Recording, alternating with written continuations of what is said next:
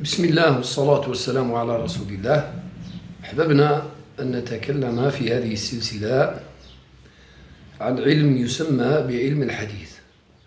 وعلم الحديث وهو من العلوم المهمة، إن لم نقل هو أول علم يجب أن يتعلمه العالم بعد حفظ القرآن الكريم، وذلك لتعلق كل العلوم بعده به، فلا يكون علم فقه ولا أصول ولا سيرة ولا كذا إلا بعلم الحديث.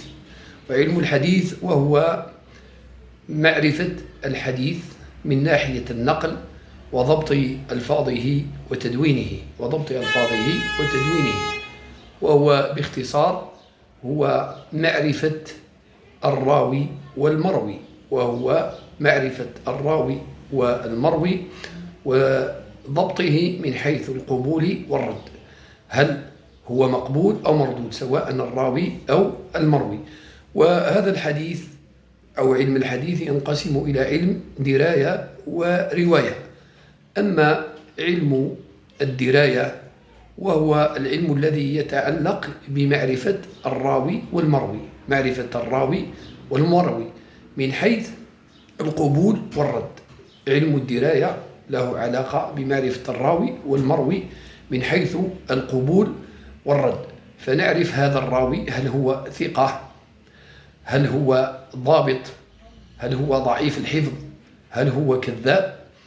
ومن ناحية ما يرويه أي هذا المتن الذي رواه أو هذا الحديث هل يخالف صحيح وصريح القرآن، هل يخالف السنة من ناحية هل خالف مجموعة من الصحابة، هل خالف هذا الحديث حديث آخر رواه من هو أوثق من هذا الصحابي أو من هذا العالم. فعلم الدراية هو له علاقة بالراوي والمروي من ناحية القبول والرد، ويندرج تحت هذا العلم كثير من العلوم، منها علم الجرح والتعديل وعلم العلل ومناهج التخريج، وكذلك يندرج تحته علم الدراية وعلم المصطلح.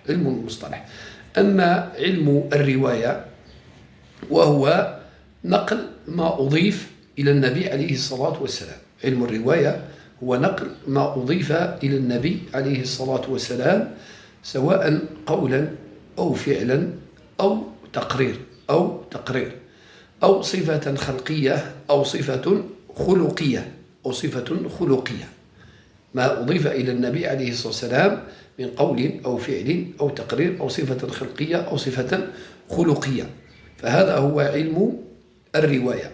ومنها الكتب الستة المعلومة وغيرها من الكتب، هي عموما الصحاح وكتب السنن، ويندرج تحتها علم فقه الحديث، كما علم الناسخ والمنسوخ من الحديث، وكذلك علم الحديث المشكل من الحديث، وأيضا ما له علاقة بالمتن فهذا من ناحية علم الرواية. فالحديث هو علم نتعرف به على صحيح الحديث من سقيمه، أو ما هو مقبول ومردود من الراوي والمروي، من ناحية القبول والرد. وينقسم إلى قسمين: علم دراية وعلم رواية. والله الموفق الهادي إلى سواء السبيل.